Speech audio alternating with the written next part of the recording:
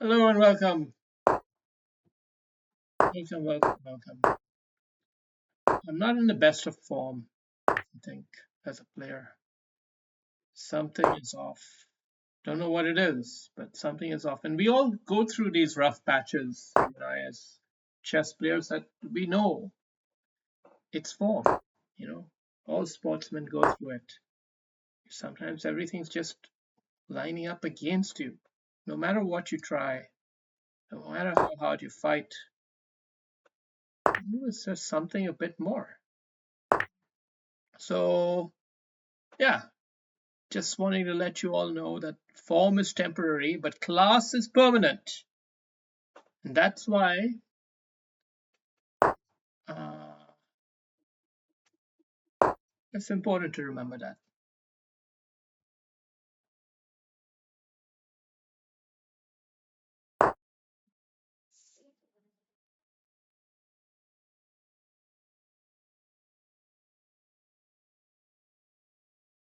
So we have this weird knight here, and he's holding on to an extra pawn. He does have extra material as compensation in his position, but what he doesn't have is he doesn't have this great advanced pawn, and uh, but I think I can also create some pressure with the bishop, potentially even on this pawn here, if needed, or just keep him hanging around there. Definitely don't want to castle into this side of the board, no. But I am interested in opening the gateway for the rook early in the position. Could be an interesting way to offset this pawn thing, which is no longer there. Could be interesting to bring him into the picture from here. Create a little bit of tension. He's handling the tension fine, but I think it's time to start attacking some real shit here now.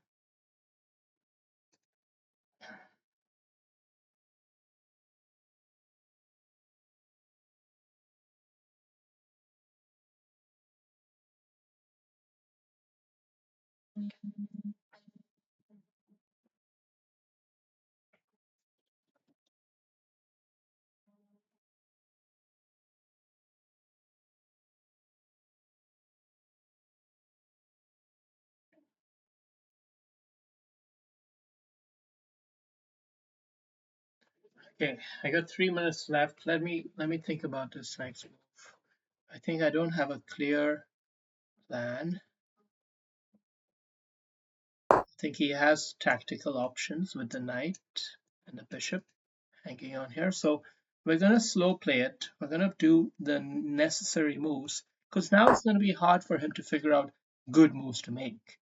Now it's gonna be difficult for him to find the right plan ahead. And want to take advantage of that. We just want to see, do we do this? Yeah, let's play this move, even though it gives his knight an entry route back in the game. Fuck, I didn't think about that side. I was only thinking about stifling the pawn break. I didn't see that his knight can now hop back in the game. But he's not focused on that. He's thinking about it. Okay, and he would lose his pawn. Right. So he's got to solve that dilemma first. Now we can come in and start honing in on this pawn here.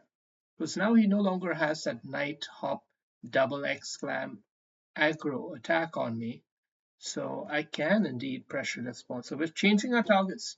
You switch your targets. Okay, you see, look for little nuances in the position and play accordingly. Now he's got this bishop. This looks solid enough for him actually. So we're going to just tuck back here. Just going to tuck back, keep the bishop there, and look right at a good target. And yeah, oh, we can be patient with the queen. Where should we go? Maybe we go here. I'm not sure about it, But I am thinking of playing h4, h5, so I'm trying to keep that open, that option. Oh, definitely want to play this move next.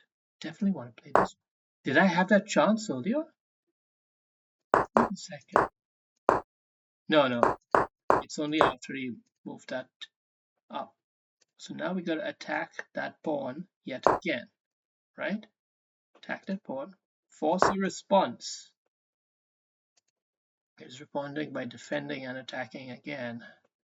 Phew, playing all right, man. Playing okay, bro. We hold the chain steady and let this be a, yeah. We're still forcing him to have to respond to this threat, which is going to require him to move his queen. And if he moves his queen, then this pawn could become vulnerable. So a lot of things going on in this position, and you got to stay ahead of the curve. I think he's got to come here. Then we can even think about some shit like this at some point. I don't know. We'll have to castle first. If he follows the Nash equilibria and plays a solid standout move, then we'll have to follow the Nash equilibrium. If he instead decides to go there, then we go here. Either way, question of whether to put the bishop there when I had the chance like a move ago will still remain, and it will haunt me. It will haunt me. I'm going to play conservative. The Nash equilibrium is fairly even at this point. I'm not seeing that it would be valid for me to jump out. However, I am seeing that the material deficit is significant, and following that pawn loss, it's gotten a bit worse. So we may have to launch a counterattack style of play. That's the only way to kind of have some sort of redemption, you know?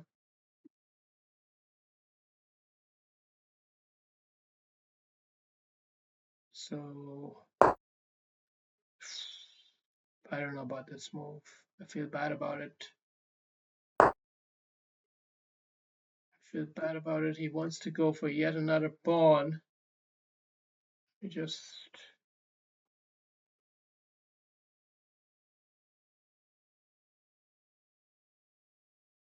think this one we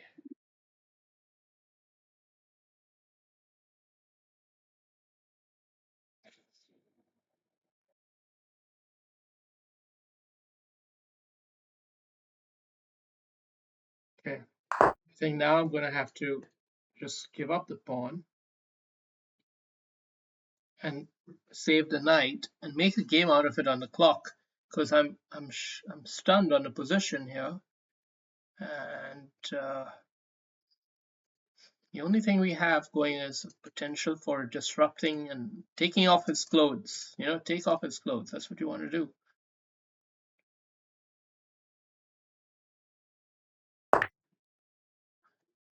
We're just holding everything, trying to hold on here. Might even have to give up the queen trade at this rate, just to keep the pressure down on these pieces here. 3 pawns down is a lot to be down, but I think effectively it's probably 2. Still very playable position. Maybe I should have doubled the rooks there. Anyway, gotta go after this pawn now. Fuck. Okay, if he does this, we have to tickle him here and hope that tricks him. Trip him up that way. Okay. We like that he did this and allowed us to solidify the setup. We have enough seconds on the clock. He's not that fast. We can switch our focus to this side of the board. Turn on some heat in whatever way we can.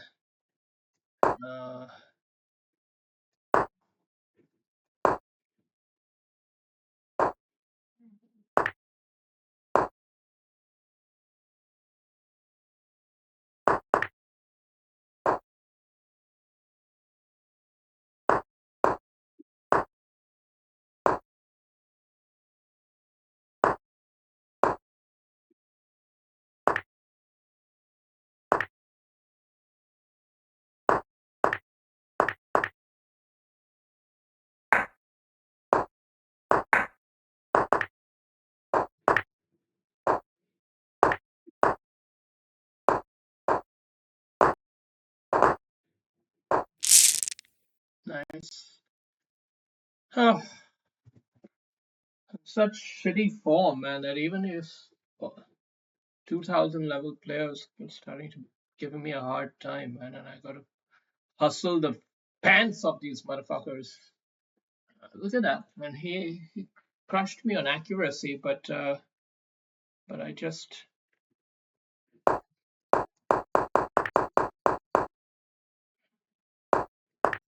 playing so badly now.